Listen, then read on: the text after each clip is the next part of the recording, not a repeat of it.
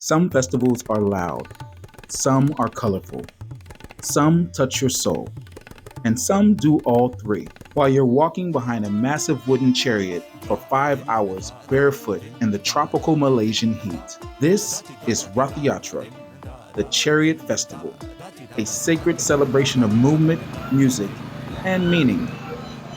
Ratha Yatra is a celebration that's held every year all around the world. This is a Hare Krishna community. I have close ties with the Hare Krishna community. One of my close friends, Che, got me involved in everything when I was young, and I've had close ties ever since.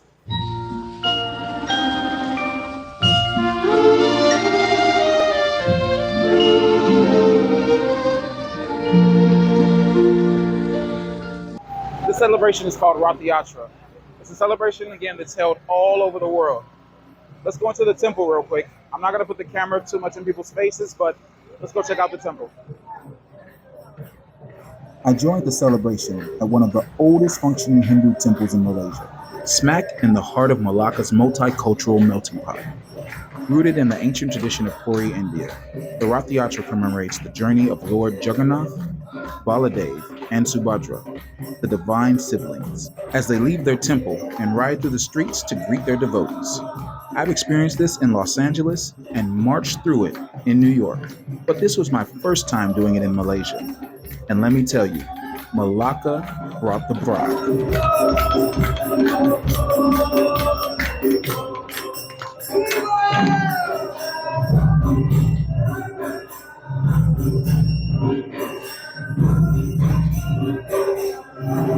I've spent some time in India, and it was with the devotee community.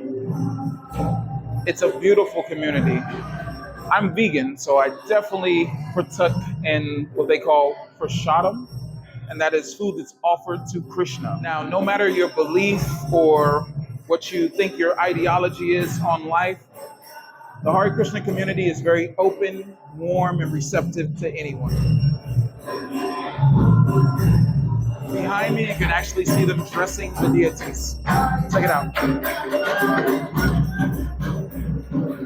Now, I've done this in LA and NYC, like I've said before, and those are massive. But this was different, intimate and local, a dance between devotion and culture, with uncles in sarongs, aunties handing out prasad, and little kids learning to clap to the Maha Mantra. Hare Krishna, Krishna Krishna, Hare Hare, Hare Ram, Ram Ram,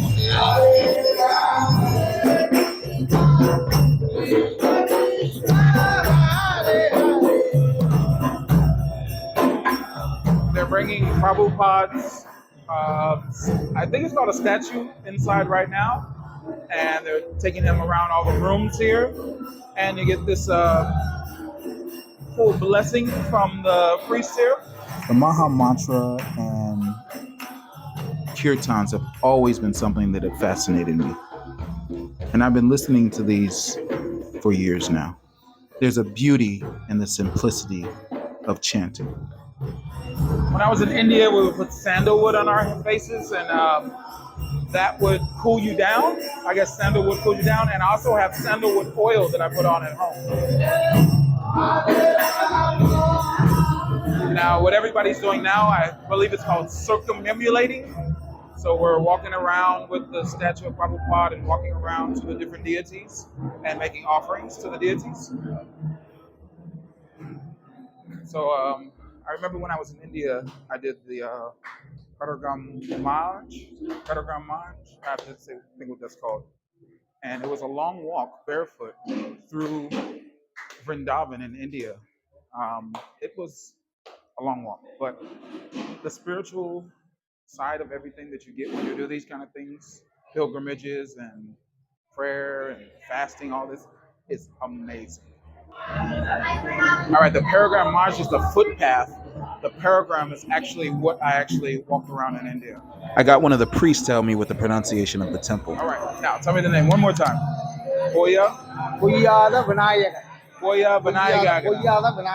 Okay, thank you very much. Haribol. Now, you see the gentleman dressed behind me in orange? This would be a sannyasi if I'm not mistaken. And finally, it was time to take this procession to the streets. Ratha Yatra.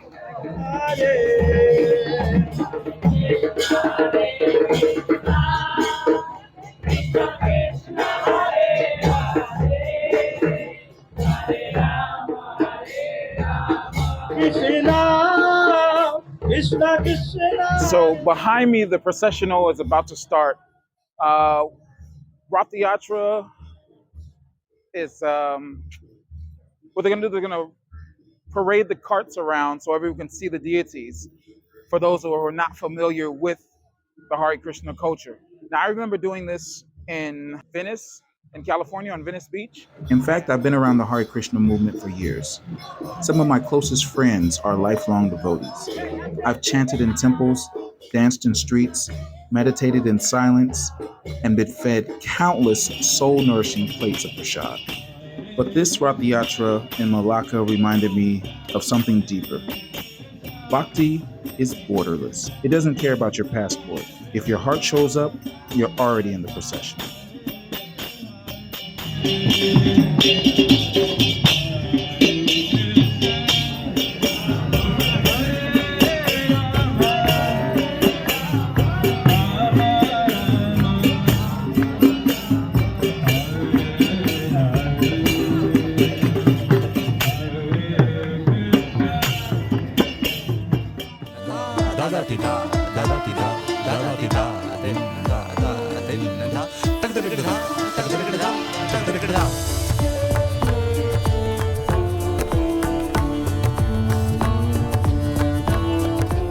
Pulling the chariot is an honor. It is something that I really can't describe in words. It's a feeling, literally. You're pulling this massive cart with hundreds of other people, and the spiritual meaning behind it is deeper than you think. This is the heart of the celebration. The idea that Jagannath, a form of Krishna, along with his siblings, Baladeva and Subhadra, are being pulled or drawn to the temple to bless all souls. By pulling the chariot, it isn't just a physical act, it's a metaphor for drawing God into your own heart. Srila Prabhupada, the founder of ISKCON, explained that by pulling the rope of the Rath, one is essentially pulling the Lord into one's heart. One of the most powerful messages of Ratha Yatra is inclusivity. In the original Puri festival, even non-Hindus are welcome to pull the chariot. I even managed to catch some prasad they threw off of the cart. Prasad is food that has been offered to Krishna before distribution. In the ISKCON tradition, people from all walks of life, rich, poor, Western, Eastern, young, old, pull the cart together. No barriers, no caste, no qualifications, just bhakti, devotion. In this festival, the Lord goes out to see his devotees. It's a reverse. The divine seeks the devotee. In most temple traditions, the deity remains inside, but in Ratha Yatra, the Lord comes out, not just symbolically, but physically. The act of pulling the chariot represents our willingness to carry Krishna consciousness into public life, into the streets, and into everyday reality. You're not just pulling the cart, you're bringing the sacred into the secular. The Ratha Yatra celebration is one of those things you just have to live it to love it. It's definitely something that I recommend everyone participate in at some point in their life, regardless of what your religious belief is. This is an amazing experience. The chariot is massive. The ropes are thick. You can't move it alone. It takes a community, cooperation, and surrender, just like spiritual life. When you grab that rope, you are in a way surrendering your own will, aligning with the divine purpose. You're becoming part of a collective act of love and unity. The chariot moves when all are pulling together, just like our spiritual progress. So if you see everybody with like a bag that's around me, it's called a bead bag. And what they're doing, I know it's a little loud, what they're doing is chanting rounds. You have to do 108 rounds a day in this religion. And that roughly takes about 2 hours of your day if you're doing it. gentleman here is offering water because you definitely need water. It's still Malaysia law. So when I was out here pulling this cart for 5 hours walking through Melaka, I wasn't just getting my steps in. I was joining a sacred dance of devotion, humility, and joy that's been happening for centuries.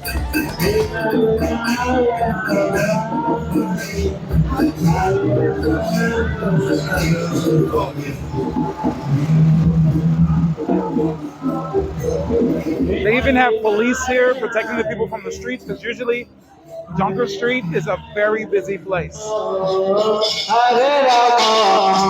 I didn't exactly know what this thing was behind me, but this guy is making sure that the electric poles and wires,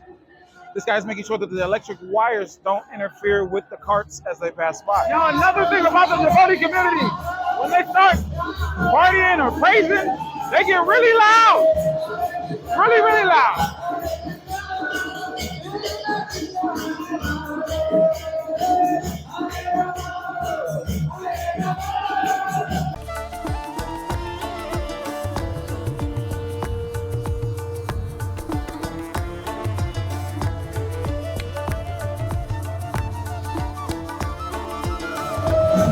Now, I don't actually know how long we're going to be walking, but we've been walking for about 45 minutes so far.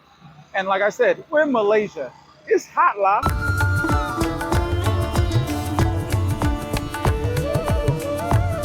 The Melaka River is so beautiful. So I'm actually ahead of the processional now, so we're waiting for it to come. It's coming, and you can hear it coming from literally a mile away.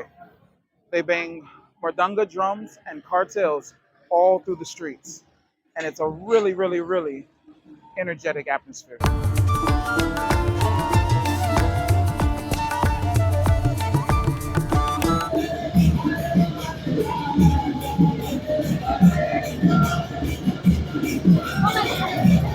Well, I've spent the last 5 New Year's in a completely different country. The first one, when we first left off on our journey, was Italy.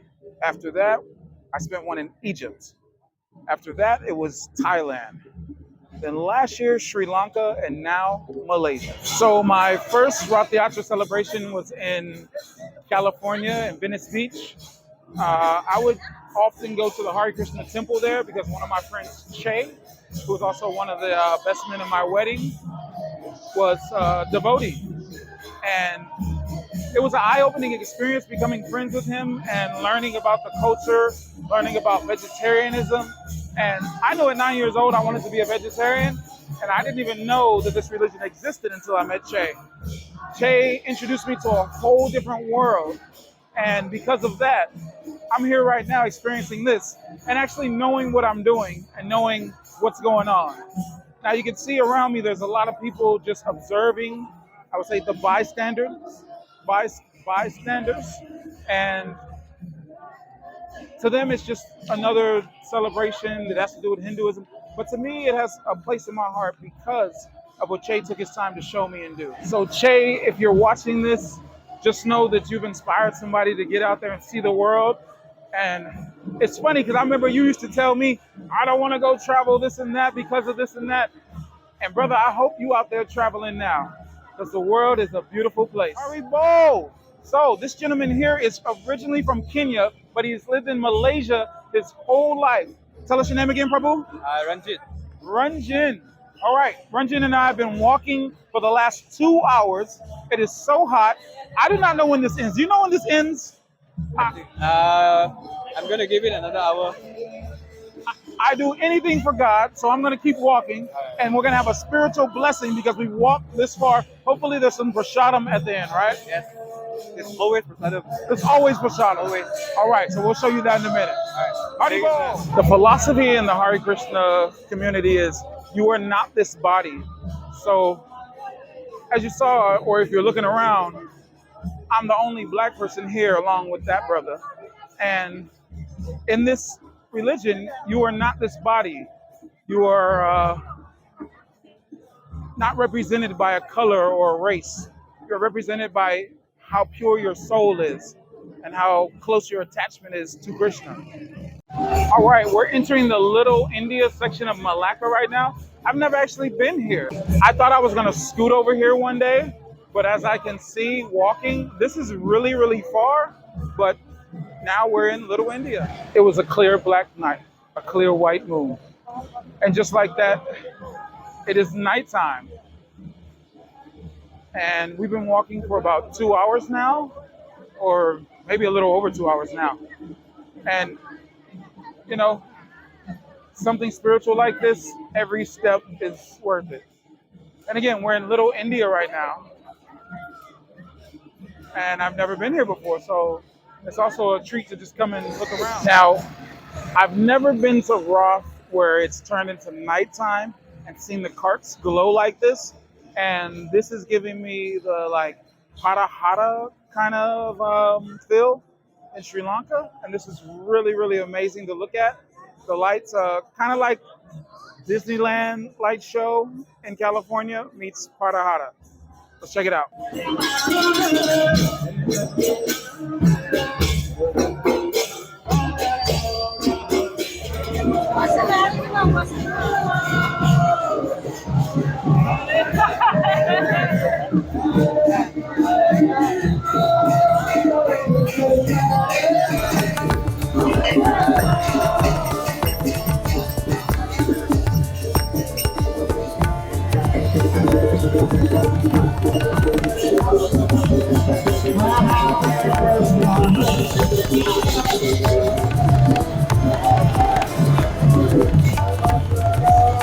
Like I said before, we're in Little India, and I think it's really cool that they sectioned off the streets for everybody to walk and enjoy this festival like they should.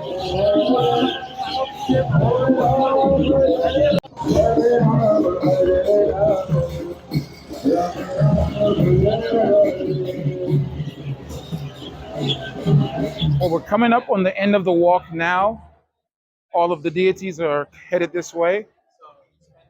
And this has been a long day, just to say the least. Again, I grew up in black churches, so we be at church from like 8 in the morning, sometimes 6 in the morning, till 1 a.m. the next day because of the Holy Ghost. So it's funny, I've ridden my scooter down this far, but when I get to this little pass back here where that Little India sign is, I don't even go that far, and it's not lit up in the daytime, so I don't think I've ever really looked at it, and I just turned. So we're right back in the heart of where I ride my scooter around every day, and I didn't even know Little India was that close. I could have got my garam masala a long time ago. As the night falls over the city, so do the people. You would think we're going to the promised land after this. And as you can see behind me, now we're in, I guess, Old Town Malaya. I don't know what this is called. We're here. The old stomping grounds, I would call it, in Melaka. At nighttime, this comes alive. And now, with Ratha Yatra going on, it's like double alive.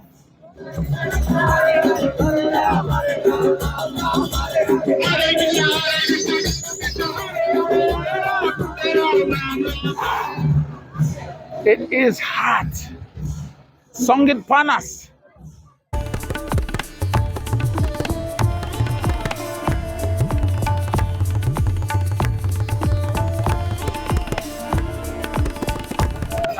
A lady just ran over to me, grabbed my arm, and I thought something was wrong. And she said, no, no, no, go over that way. The, I don't know, spiritual master guy, I don't know who it was, wanted to give you a special blessing. And he put the crown on my head, gave me the blessing, and then I got to eat some kind of, I don't know, left a weird taste in my mouth.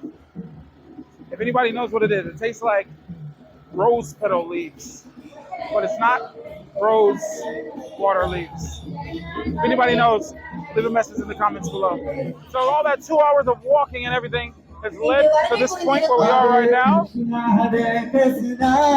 And now the celebration begins. Haribo! So now it's Prashadam time, and this is not what the whole walk was for, but This is the fuel for the fire right here. Everybody needs to like reamp up.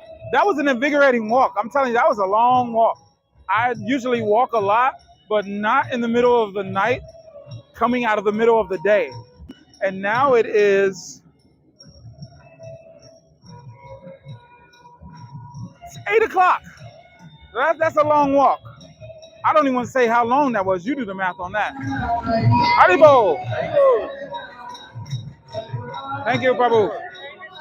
Thank you, Prabhu. Haribo. Haribo. Thank you. Haribo. Thank you very much.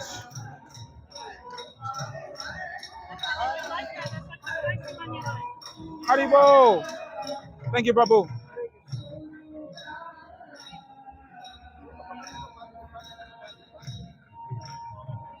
So we're gonna go sit down. We're gonna go enjoy this and listen to some of this music and socialize with some devotees. And now it's time to eat. And this is what it's all about. Like I said, getting out, trying new things. This is not necessarily new for me, but it's new in Malaysia for me. And this is just like the vibes I'm getting right now. It's just reminding me of when I was in India during Kartik, which is another devotee celebration. And man, I love India. I love the whole culture. And I love being surrounded by people that are surrounded by love. And you can feel that here with every person. I mean, there's so many people here. And, you know, the gentleman here who cooked the food tonight, he does this every Sunday for about 300 people. What they do in the Hare Krishna community is called Food for Life, where they go distribute food.